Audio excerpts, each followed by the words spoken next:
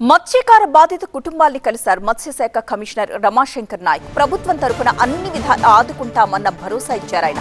Search operation పై coast guard అధికారులతో మాట్లాడిన నాయక్ ఇప్పటి వరకు 6 మత్స్యకారుల జాడ తెలియలేదని చెప్పారు. ఇదే అంశంపై TV9 తో ఆయన ప్రత్యేకంగా మాట్లాడారు. ఆ డీటెయిల్స్ ఒకసారి చూద్దాం. ఏపీ మత్స్యశాఖ కమిషనర్ రమాశంకర్ నాయక్ మనతో పాటు మాట్లాడేందుకు ఉన్నారు. సరే, మీరు కోస్ట్ గార్డ్ అధికారులతో కూడా మాట్లాడారు. రెస్క్యూ అండ్ సెర్చ్ ఆపరేషన్ ఎలా జరుగుతుంది, ఎప్పటి వరకు ఈ సెర్చ్ ఆపరేషన్ కొనసాగుతుంది, ఏమంటారు? ఓవరాల్గా ఇప్పటివరకు ఉన్న అప్డేట్ ఏంటి?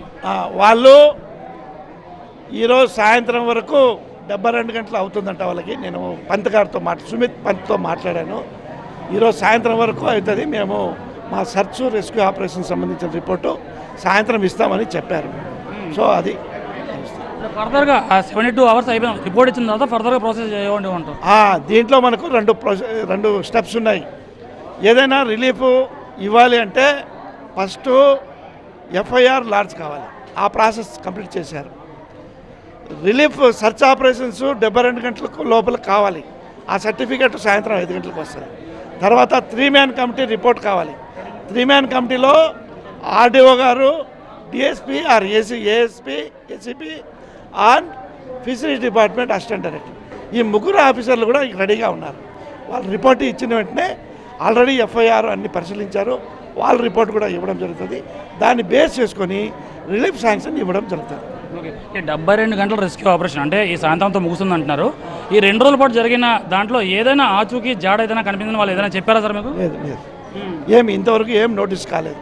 ఎందుకంటే డోర్నియర్ ఆపరేట్ చేశారు, చాపర్ ఆపరేట్ చేశారు, వాళ్ళకు ఉన్నటువంటి షిప్స్ ఆపరేట్ చేశారు. Navy, coast guard, marine police అందరూ కలిపి ఉమ్మడిగా చేశారు. ఇంతవరకు ఎటువంటి ఆచూకీ వాళ్ళకు దొరకలేదు. సో 5 గంటలకు వాళ్ళు they will give there report. Based on the report will take immediate decision. ప్రాథమికంగా అధికారులతో మాట్లాడారు. స్వయంగా ఎవరైతే బయటపడ్డారో ఆ చిన్నతో కూడా మాట్లాడారు. అసలు ఈ ప్రమాదానికి కారణం ఏమంటారు? ప్రకృతి విపత్తా లేకపోతే ఏదైనా బోట్లో లోపమా? 2 విధాలుగా ఉన్నాయి. 2 విధాలు ఉన్నాయి. ఎందుకంటే ఆయన ఏమన్నాడంటే లైఫ్ జాకెట్స్ ఉన్నాయన్నాడు. బోట్ టర్న్ డౌన్ కావడం వల్ల లైఫ్ జాకెట్ అందుకోలేకపోయినామన్నారు. లైఫ్ బాయ్స్ గురించి తెలియదు ఆయనకి. తర్వాత ట్రాన్స్పౌండర్ ఇచ్చామో అది ఆఫ్లో స్విచ్ ఆఫ్లో ఉన్నారు.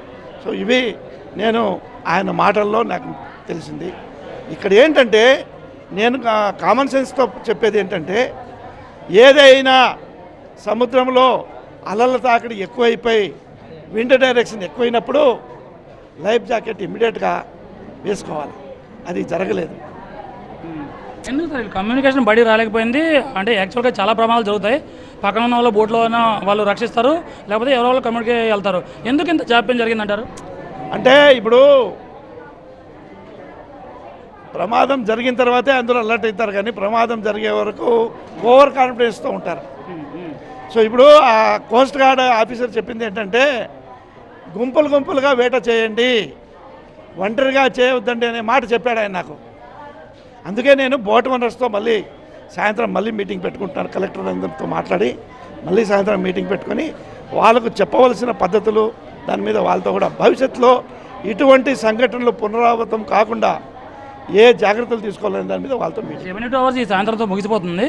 ఇంకా కొనసాగే అవకాశం ఉండదా? ఫర్దర్గా ఎలా ఉండబోతుంది? మా ఫిషరీస్ డిపార్ట్మెంట్ ఆఫీసర్లు, లోకల్ ఫీల్డ్ లెవెల్లో ఉన్న ఆఫీసర్లు ఎవరైతే రెవెన్యూ ఉన్నారో వాళ్ళు ఎంటైర్ కోస్ట్లో అలర్ట్గా ఉండి గమనిస్తాం.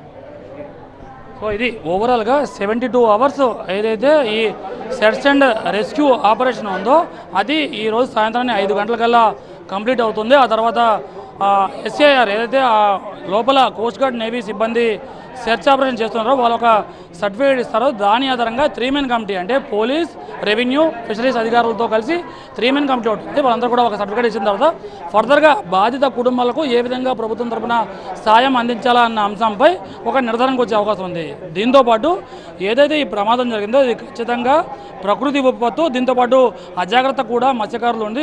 ఆ కారణంగానే కాస్త ఈ ప్రమాదం జరిగిన తర్వాత కూడా వాళ్ళు సేఫ్గా బయటపడలేకపోయారు 6 అనేది అధికారులు ప్రాథమికంగా నిర్ధారించిన మాట. అంటే ఫిషర్మెన్స్ వేటకు వెళ్తున్నారు, కానీ అధికారులు జాగ్రత్తలు చెప్తున్నారు, కానీ దాన్ని కాస్త పడిచెవిన పెట్టడం వల్ల ఇటువంటి ప్రమాదాలు చోటు చేసుకున్నాయి. భవిష్యత్తులో ఇటువంటి ప్రమాదాలు జరగకుండా పూర్తి స్థాయిలో అవగాహన కల్పించేలా మరిన్ని కార్యక్రమాలు చేపడతామని అంటున్నారు మత్స్యశాఖ commissioner Ramashankar Nayak. Camera person బాబుతో కాజా TV9 విశాఖపట్నం.